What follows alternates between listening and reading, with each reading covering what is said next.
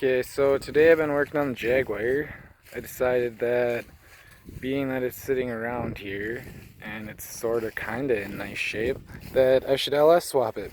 So I started looking for an LS swap and I found a buddy of mine's got a 3/4 ton, like 2003 Chevy van with a 6 liter in it, 2-wheel drive, so I can steal that tranny, and it's going in here.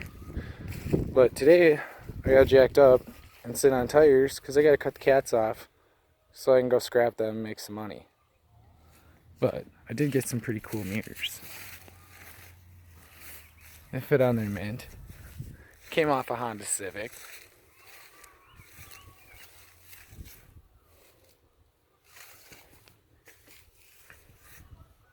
Just mint. Look at that fitment. Just perfect.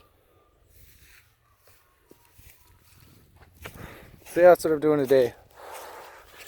And then after I get the exhaust off, I'll probably start unbolting the drive shaft and cross member and start getting some of the bell housing bolts out. Get ready to pull the motor and tranny. Get rid of that garbage. Probably throw it on eBay or something. I don't know. Someone will hopefully buy it. Fund the LS project.